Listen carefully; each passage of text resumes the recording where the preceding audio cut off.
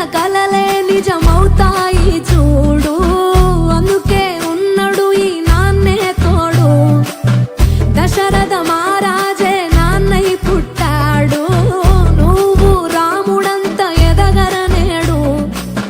చరితలు ఎన్నడు చూడని మమతల గూడే వీధిరో, సంపద అంటే ఏదో కాదురో, ఇంతకు మించి అది లేదురో.